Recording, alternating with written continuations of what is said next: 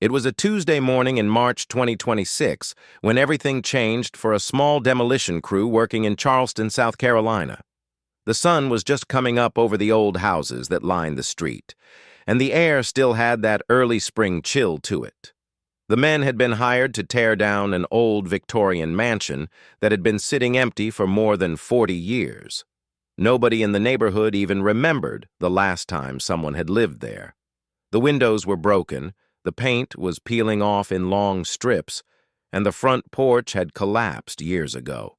To everyone who passed by, it was just another forgotten building waiting to disappear. The crew leader was a man in his early 50s who had been doing this kind of work for most of his life. He had torn down hundreds of old buildings, and to him, this was just another job. Get in, bring it down, clear the lot, and move on to the next one.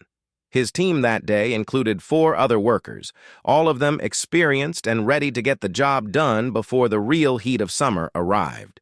They started with the upper floors, working their way down like they always did. The house groaned and creaked as they pulled it apart piece by piece. Old wallpaper fell away to reveal even older wallpaper underneath. They found newspapers from the 1970s stuffed into walls for insulation. Someone discovered a child's shoe in the attic, small and worn, probably left behind decades ago. These little discoveries were normal. Every old house had its secrets, its forgotten pieces of the past. By the 3rd day, they had made it down to the basement. This was usually the easiest part. Most basements in these old Charleston homes were simple spaces, maybe used for storage or to keep things cool during the hot summers. The crew expected to find nothing more than old boxes, maybe some broken furniture, and a lot of dust. But when they got down there, something felt different. One of the younger workers, a man in his late 20s who had only been with the crew for about a year, was the first to notice it. He was shining his flashlight along the basement walls, checking for any signs of damage or rot, when the beam of light caught something strange. There was a section of the wall that didn't match the rest. The bricks were slightly different in color, and the mortar between them looked newer, even though it was still clearly very old. He called the crew leader over to take a look.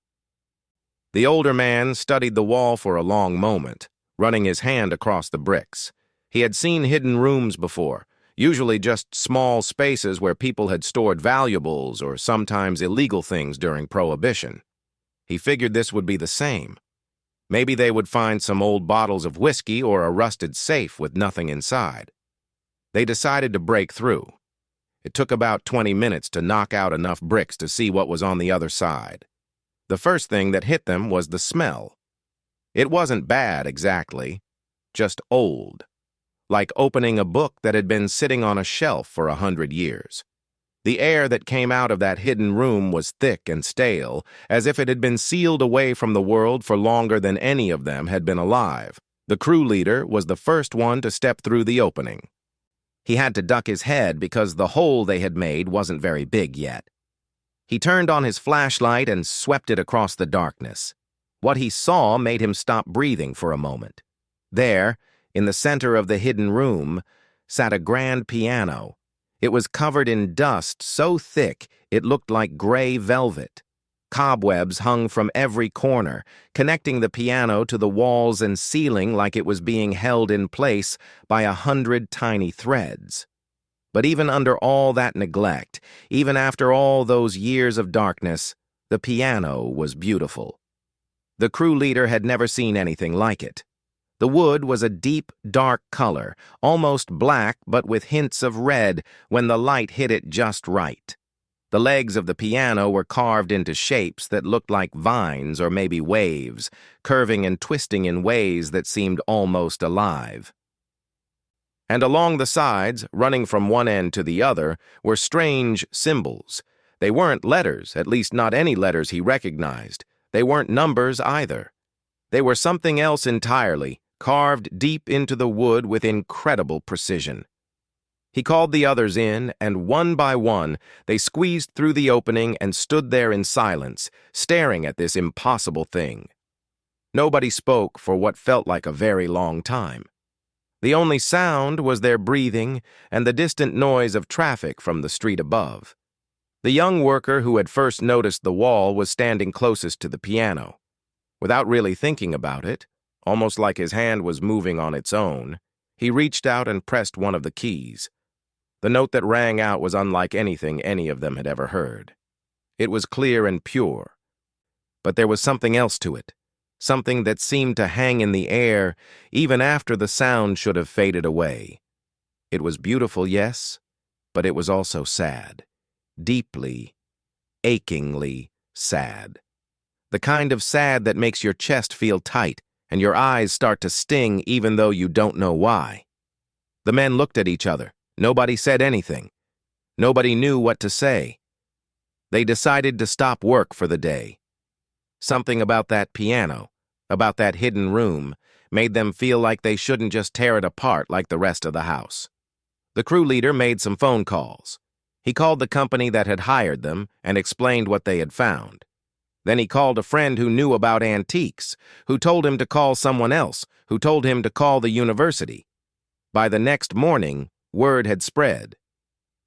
A professor from the local college came to look at the piano, and she brought 2 of her colleagues with her. They spent hours in that basement, taking photographs, measuring the piano, studying the strange symbols carved into its sides. They wore white gloves when they touched it, treating it like it was made of glass instead of wood and metal. The professor, a woman who had spent her entire career studying old instruments, admitted that she had never seen anything like it. The piano had no maker's mark anywhere on it, which was almost unheard of for an instrument of this quality. The symbols didn't match any language or musical notation system she knew of. And when she opened up the top to look inside at the strings and hammers, what she found there made her sit down heavily on an old crate and just stare. The strings were made of some kind of metal alloy that she couldn't identify, and the soundboard, the part of the piano that helps amplify the notes, was constructed in a way that shouldn't have been possible with the technology of 100 years ago. It was as if someone had built this piano with knowledge that didn't exist yet. News about the discovery spread fast. Local papers picked up the story first, then bigger outlets. Within a week, the hidden piano of Charleston was being talked about all over the country. People had theories about where it came from and why it had been sealed away. Some thought it was stolen, hidden by thieves who never came back for it. Others thought it might be connected to some secret society or cult. A few people online even suggested it wasn't from this world at all. But the real story, the true story of that piano and the people who made it, was stranger and sadder than anyone could have imagined. And it would take one man's dreams to finally bring it to light. The young worker from the demolition crew couldn't stop thinking about that piano. Even after he went home that first night, even after he showered and ate dinner and tried to watch television like everything was normal, his mind kept going back to that hidden room. He could still hear that single note ringing in his ears, that strange and beautiful sound that had made everyone on the crew fall completely silent.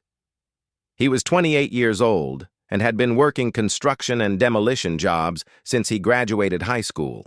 He wasn't the type of person who believed in ghosts or anything supernatural. He was practical, grounded, the kind of man who trusted what he could see and touch. But something about that piano had gotten under his skin in a way he couldn't explain. That night, he had the first dream. He found himself standing in a room he didn't recognize. It was elegant, with high ceilings and tall windows that let in soft afternoon light. The walls were covered in wallpaper with a floral pattern, and there were paintings in gold frames hanging everywhere. It looked like something from another time, like a scene from one of those old movies his grandmother used to watch. And there, in the center of the room, was the piano. But it wasn't covered in dust anymore. It was polished and gleaming, looking brand new, and sitting at it was a woman. She had dark hair pinned up in the style of a different era, and she wore a simple white dress. Her back was to him at first, and he could see her hands moving across the keys with a grace that seemed almost impossible. The music she was playing was the most beautiful thing he had ever heard. It made him think of summer evenings and lost loves and the bittersweet feeling of remembering something wonderful that could never come back. Then she turned around, and he saw her face. She was young, maybe 20 or 21, with sad eyes that seemed to hold 1,000 secrets. She looked right at him, and even though he knew this was a dream, even though he knew none of this was real, he felt like she was truly seeing him. Her lips moved like she was trying to tell him something, but no words came out. Just the music, filling every corner of the room. He woke up with his heart pounding. For the next several nights, the dream came back. Sometimes it was exactly the same. Other times, small details would change. The light would be different, or the woman would be playing a different piece of music. But her face was always the same, and she always looked at him with those eyes full of sorrow and something else he couldn't quite name. It was like she was asking him for help. He didn't tell anyone about the dreams at first. He figured people would think he was losing his mind, and maybe he was. He tried to forget about it, tried to focus on his work and his regular life, but the dreams wouldn't stop, and the woman's face stayed with him even during his waking hours. Finally, about 2 weeks after the discovery, he decided to do some research. He went to the local library one Saturday afternoon and asked the librarian if there was any information about the old mansion they had been tearing down. The librarian, an older woman with reading glasses hanging from a chain around her neck, seemed surprised by the question. She said most people these days just looked things up on their phones. But she was happy to help, and she led him to a section of the library that held old records and historical documents about Charleston. What he found there made his blood run cold.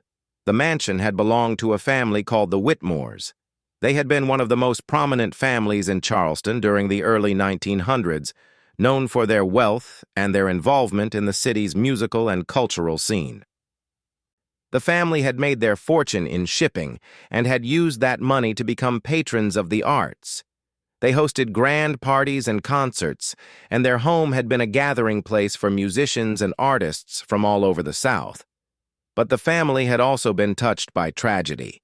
In 1924, the youngest daughter of the family had disappeared without a trace. She was just 20 years old at the time, and she had been known throughout the city for her extraordinary talent at the piano. People who had heard her play said she had a gift that couldn't be taught, that when she sat down at a piano, it was like the instrument became part of her. She could make people laugh or cry with just a few notes. And then one day she was simply gone. The newspapers from that time were full of speculation. Some said she had run away with a lover. Others whispered about darker possibilities. The family had offered a large reward for any information about her whereabouts, but no one ever came forward. Eventually, the story faded from the headlines, and the Whitmore family slowly fell apart. The father died just a few years later, and the mother became a recluse, rarely leaving the mansion. When she finally passed in the 1950s, the house sat empty, and it had remained that way ever since. The young worker found a photograph of the missing daughter in one of the old newspaper clippings. When he saw it, he had to grip the edge of the table to steady himself. It was her, the woman from his dreams. The same dark hair, the same sad eyes, the same face that had been appearing to him every night since he pressed that piano key. There was no doubt about it. Somehow, impossibly, he had been dreaming about a woman who had vanished over 100 years ago. He made a copy of the photograph and took it to show the professor from the university who had been studying the piano. She had set up a small workspace in a building near the old mansion, and she spent most of her days there now, trying to unlock the secrets of the mysterious instrument. When he showed her the picture and told her about his dreams, she didn't laugh at him or tell him he was crazy. Instead, she listened carefully to everything he had to say, and when he was finished, she was quiet for a long time. She told him that she had been doing her own research into the Whitmore family. She had discovered that the youngest daughter hadn't just been a talented pianist. She had been something of a rebel, always pushing against the strict rules of her wealthy family. There were hints in old letters and diaries that she had been involved with someone her family didn't approve of, though the details were vague and the records were incomplete. The professor also told him something else, something that made the whole mystery even deeper. The symbols carved into the piano didn't match any known language, but they did seem to follow some kind of pattern. She believed they might be a code, a secret way of communicating something. What that something was, she didn't know yet, but she was determined to find out. Over the following weeks, the young worker and the professor formed an unlikely partnership.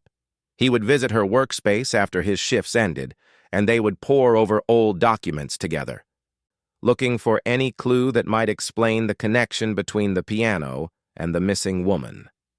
The dreams continued, and each time, he paid close attention to every detail, writing everything down as soon as he woke up. The woman in his dreams seemed to be growing more urgent. Her lips moved more desperately now, and sometimes he thought he could almost hear whispers of words beneath the music. She was trying to tell him something, trying to lead him somewhere. He just had to figure out where. The restoration of the piano took nearly 3 months. A team of specialists had been brought in from all over the country, people who had spent their entire lives working on antique instruments. They treated the piano like a patient in surgery, moving slowly and carefully, documenting every step of the process. The professor from the university oversaw everything, making sure that nothing was damaged or lost along the way. The young worker visited whenever he could. His shifts at other job sites kept him busy during the days, but in the evenings, he would stop by the workshop where the piano was being restored. He couldn't explain why he felt so connected to the instrument and to the mystery surrounding it.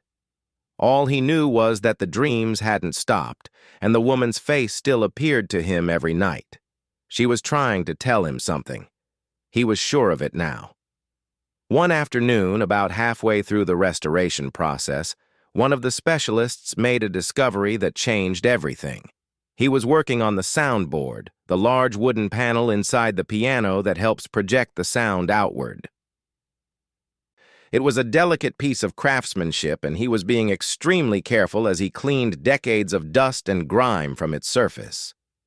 That's when he noticed something odd. There was a slight bulge in one section of the wood, so small that most people would have missed it entirely. But this man had been working on pianos for over 30 years, and he knew that soundboards were supposed to be perfectly flat. He called the professor over, and together they examined the anomaly. Using special tools, they carefully pried up a thin layer of wood that had been glued over the top of the soundboard. Beneath it, wrapped in oilcloth that had kept it perfectly preserved for over a century, was a leather journal. The room went silent as the professor lifted the journal out with trembling hands. She could feel the weight of history in her palms, the weight of secrets that had been hidden away for longer than anyone in the room had been alive. She set it down on a clean table and slowly opened the cover. The handwriting inside was elegant and feminine, written in ink that had faded to a soft brown over the years. The first page had a name written on it, the name of the young woman who had vanished in 1924. Below her name was a single line that made the professor's breath catch in her throat. It read, "For whoever finds this, please tell our story." The journal was filled with entries dating back to 1922. The professor and her team spent days going through it, reading every word, piecing together a story that was more incredible than any of them could have imagined. The young woman had begun writing in the journal when she was 18 years old. At first, the entries were simple things: descriptions of parties she had attended, complaints about her strict parents, thoughts about music and books, and the dreams she had for her future. But then, in the spring of 1923, everything changed. She wrote about meeting a young man at a small concert in a part of the city she wasn't supposed to visit. He was a musician, a composer, and the moment she heard him play, she knew he was different from anyone she had ever met. His music spoke to something deep inside her, something she hadn't even known was there. She found herself going back to hear him play again and again, sneaking out of her house, lying to her parents about where she was going. They fell in love, but their love was impossible. She was the daughter of one of the wealthiest families in Charleston, white and privileged and expected to marry someone of her own class. He was a black man in the segregated South, talented beyond measure but forbidden from performing in most of the city's venues. If anyone found out about their relationship, it would destroy them both.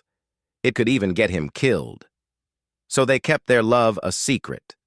They met in hidden places, communicated through coded messages, and dreamed of a day when the world might be different.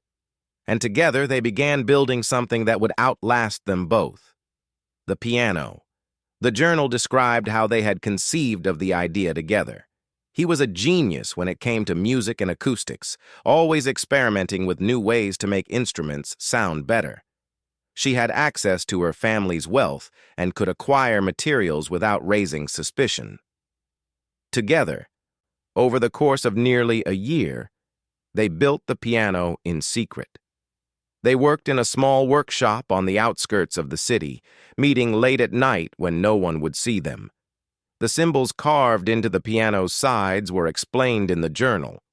They were a language the two lovers had invented together, a way of communicating when they couldn't be seen talking to each other.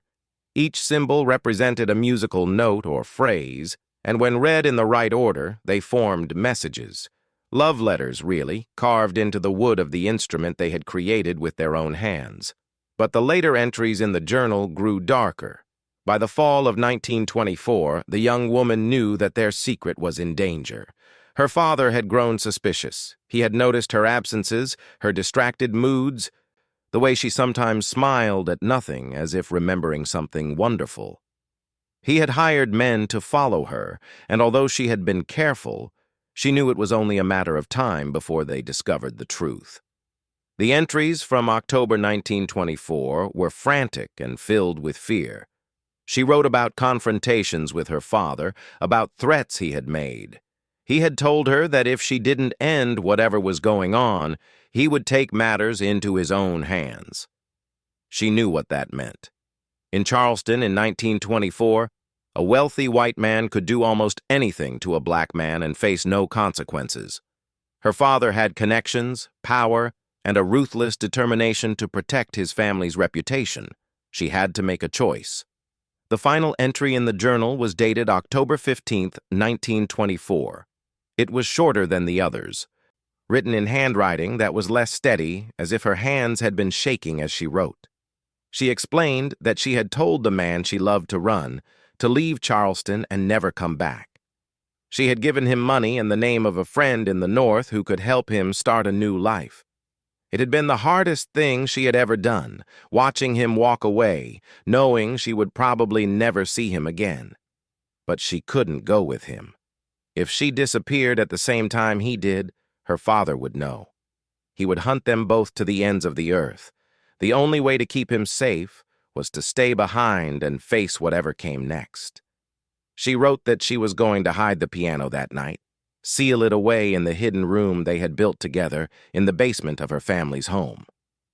She couldn't bear the thought of her father finding it and destroying it. It was the only proof that their love had been real, the only thing left of the beautiful dream they had shared. The last lines of the journal were simple and heartbreaking. She wrote, "If I cannot be with him in this world, our music will live on. Whoever finds this, please know that we loved each other. That's all that matters. That's all that ever mattered. After that, there was nothing. Just blank pages that would never be filled." The professor closed the journal and sat in silence for a long time. Around her, the other members of the team wiped tears from their eyes. The young worker stood in the corner of the room, his chest tight, thinking about the woman who had appeared in his dreams every night for weeks. Now he knew who she was.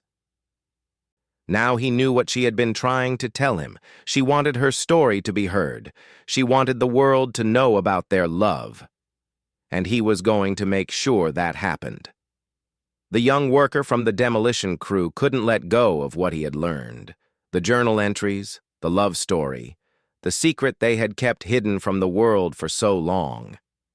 It was all he could think about, but there was still one piece missing, one question that kept him awake at night. What had happened to them? What had happened to the young composer who had built that piano with the woman he loved? And what had happened to her after she wrote that final entry in her journal? He needed to know. Not just for himself anymore, but for them. For two people who had loved each other in a time when that love was forbidden, who had created something beautiful together, and who had been torn apart by a world that wasn't ready to accept them. He started by searching online databases, the kind that help people trace their family histories. He typed in the young composer's name and the little information he had about him. Born in Charleston, a musician, disappeared in 1924. For days, he found nothing. It was like the man had vanished into thin air, leaving no trace behind. But then, late one night, he found something. There was a record of a man with the same name arriving in Philadelphia in November of 1924, just a few weeks after the date of the last journal entry. The record was from an old church registry, documenting new members of the congregation. The man had listed his previous residence as South Carolina and his occupation as a music teacher. It had to be him. The worker kept digging. He found marriage records showing that the composer had married a woman in Philadelphia in 1928. They had children together, and those children had children, and so on down through the generations. The family had grown and spread out over the years, but many of them still lived in and around Philadelphia. The composer himself had died in 1987 at the age of 84. The worker knew what he had to do next. He found contact information for one of the descendants, a woman in her 50s who was listed as a granddaughter. He wrote her a long email explaining who he was and what he had found. He told her about the piano, the hidden room, the journal, and the love story that had been buried for over a century. He wasn't sure if she would believe him. He wasn't sure if she would even respond. But she did. She called him 2 days later, and he could hear the emotion in her voice from the very first word. She told him that she had grown up hearing stories about her grandfather, about how talented he was, about the beautiful music he used to play on their old upright piano during family gatherings. But there had always been something sad about him, something he carried with him that he never fully explained. He rarely talked about his life before Philadelphia, and when anyone asked about his childhood in South Carolina, he would change the subject or go quiet. Except for one time. The woman told the worker that when she was a young girl, maybe 8 or 9 years old, she had been at her grandfather's bedside during his final days. He was very old and very weak, and most of the time he just slept. But one afternoon, he had woken up and looked at her with clear eyes, clearer than they had been in weeks. He had taken her hand and said something she never forgot. He said that the love of his life was still singing in the walls. She had never understood what he meant. She thought maybe he was confused, that his mind was wandering the way old people's minds sometimes do at the end. But she remembered the look on his face when he said it. He wasn't confused. He was certain. And there was so much pain in his eyes, so much longing, that it had stayed with her for the rest of her life. Now, finally, she understood. The worker shared everything he had with her. He sent her photographs of the piano, scans of the journal pages, and copies of the research the professor had done on the musical code. The granddaughter read through all of it. And when she called him back, she was crying. She told him more about her grandfather's life, how he had become a respected music teacher in Philadelphia, how he had taught hundreds of students over the years, how he had been known for his kindness and his patience. But he had never composed anything of his own, at least not that anyone knew about. When people asked him why, he would just smile sadly and say that some songs were meant to be sung only once. Now she knew the truth. He had composed before. He had created something magnificent with the woman he loved. But when he lost her, he had lost that part of himself too. Together, the worker and the granddaughter pieced together what had happened in 1924. Using old records, family stories, and the clues in the journal, they reconstructed the final days of that tragic love story. The young woman's father had discovered the relationship. In those days, in that place, such a thing was not just forbidden. It was dangerous. The father had threatened the composer's life, had told him that if he ever came near his daughter again, he would be killed. It wasn't an empty threat. In Charleston in 1924, a wealthy white man could destroy a black man's life with just a word, and everyone knew it. The young woman had known this too. She had known that if her lover stayed, he would be killed. So she had made a choice, the hardest choice of her life. She had told him to run, to leave Charleston and never look back. She had promised to hide their piano, their creation, in a place where her father would never find it. And she had promised that one day, somehow, their music would be heard again. He had begged her to come with him. He had said they could start a new life somewhere else, somewhere nobody knew them. But she knew that if she disappeared with him, her father would never stop looking. He would hunt them both until he found them. The only way to keep him safe was to let him go alone. So that's what she did. She sealed the piano in the hidden room in the basement, a space she and the composer had built together in secret months earlier. She hid her journal inside the instrument, hoping that someday someone would find it and know the truth. And then, on the night of October 15th, 1924, she vanished. The official story was that she had simply disappeared, that no one knew what had happened to her. But the worker and the granddaughter believed they knew the truth now. She couldn't live without him.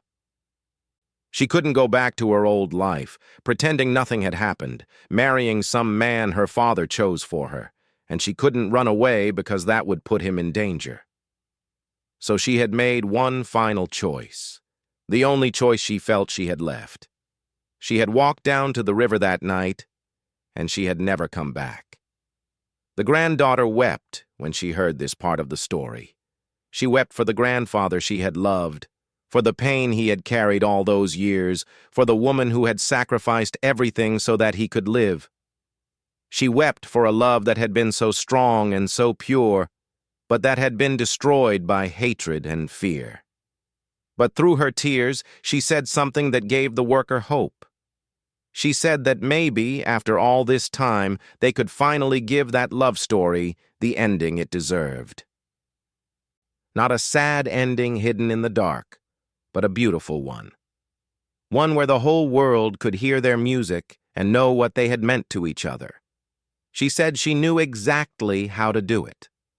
Her daughter, the great-granddaughter of the composer, was a concert pianist, one of the best in the country, and she was going to play that piano. The concert was held on a warm evening in late October 2026, almost exactly 102 years after the night the young woman had sealed the piano away and walked down to the river for the last time. The city of Charleston had come together to make it happen. The mayor's office, the historical society, the university, local businesses, and ordinary people who had heard the story and wanted to be part of something meaningful. It seemed like everyone wanted to help honor the memory of two people who had loved each other against all odds. The venue was a beautiful old concert hall in the heart of downtown. It had been built in 1901 and had hosted some of the greatest musicians of the 20th century, but tonight was different from any performance that had ever taken place there before. Tonight wasn't just about music, it was about justice. It was about remembering. It was about finally giving two souls the recognition they had been denied for over a century. The piano had been carefully restored by a team of experts who had treated it like the treasure it was. They had cleaned every key, polished every inch of wood, and tuned every string to perfection. The strange symbols carved into its sides remained, a mystery that still hadn't been fully solved. But the professor from the university had made progress. She believed that the symbols contained musical notations, a hidden language that the two lovers had created to communicate with each other. She was still working on translating it, but what she had found so far suggested that there was an entire symphony hidden in those carvings. The great-granddaughter of the composer arrived in Charleston 3 days before the concert. She was a woman in her early 30s, elegant and poised, with the same quiet intensity in her eyes that her great-grandfather had been known for. She had grown up hearing about him, about his talent and his kindness, but she had never known the full story of his past until the worker had contacted her grandmother. When she learned the truth, she had known immediately that she had to be the one to play that piano. She spent those 3 days with the instrument, getting to know it, learning its voice.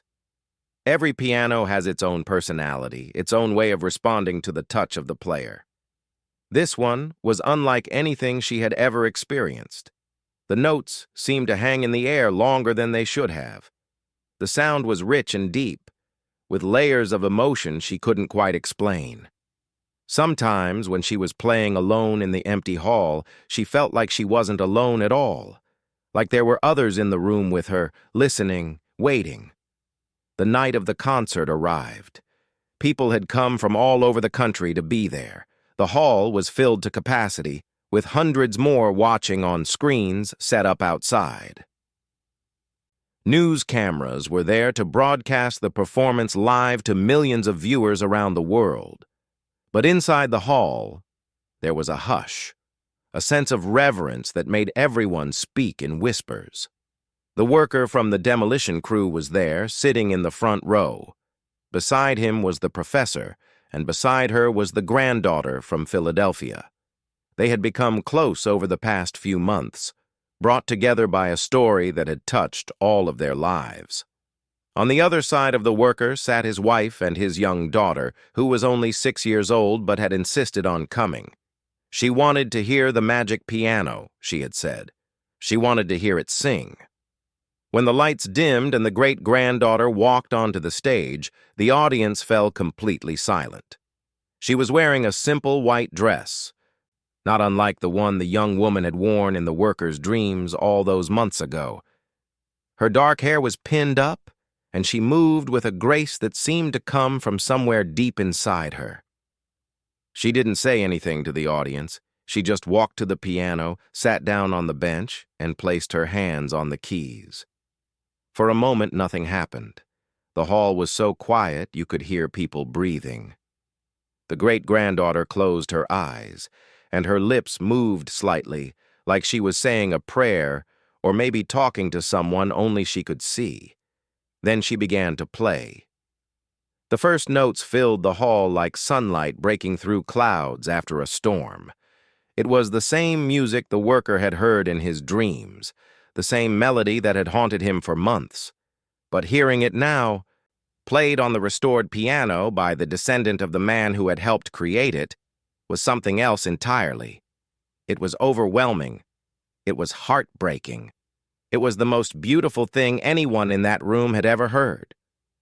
People started crying almost immediately. Not sobbing, just quiet tears streaming down their faces. The music told a story without words, a story of love and loss, of hope and despair, of two people who had found each other in a world that wanted to keep them apart. You could hear their first meeting in the gentle opening notes. You could hear their growing love in the swelling melody that followed. You could hear the danger and the fear in the darker passages, and you could hear the heartbreak in the final, fading notes. The great-granddaughter played for almost 40 minutes without stopping.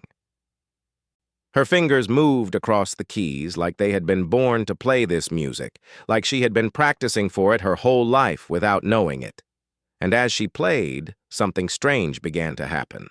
The worker felt it first. A warmth spreading through his chest, a sense of peace that he hadn't felt since before he found that hidden room. He looked around and saw that others felt it too. People were holding hands, leaning on each other, some with their eyes closed and smiles on their faces despite their tears. It was like the music was healing something inside all of them, filling cracks they didn't even know they had. When the final note faded into silence, no one moved, no one clapped, no one spoke. The great-granddaughter sat at the piano with her hands still on the keys, her head bowed, her shoulders shaking slightly. The silence stretched on for 10 seconds, 20, 30, and then, slowly, the audience rose to their feet. The applause started soft and grew until it was thunderous, filling the hall and spilling out onto the streets. People cheered and cried and held each other, and the great-granddaughter finally looked up, tears streaming down her face, and smiled. After the concert, she told reporters that she had felt something while she was playing. She said it was like there were 4 hands on the keys instead of 2, like someone was guiding her, helping her, playing alongside her. She said she knew it sounded crazy, but she believed that her great-grandfather and the woman he had loved were there with her in that moment. And for the first time in 100 years, they were finally at peace. The piano was donated to the Smithsonian Institution, where it became one of the most popular exhibits in the museum's history. People came from all over the world just to see it, to stand near the instrument that had held such an incredible secret for so long. A plaque beside it told the story of the 2 lovers, their forbidden relationship, and the beautiful creation they had left behind. But the story didn't end there. A year later, the professor finally cracked the code hidden in the symbols. What she found was astonishing. It wasn't just musical notation. It was an entire symphony, composed by 2 people who knew they might never see each other again. The professor worked with musicians to bring the symphony to life, and when it was performed for the first time in 2027, critics called it one of the most beautiful pieces of music ever written. A love letter, they said. A love letter that had waited 100 years to be read. And somewhere, in a place beyond time and memory, 2 souls, who had been separated for far too long, were finally together again. Their music had found its way into the world at last, and it would never be forgotten.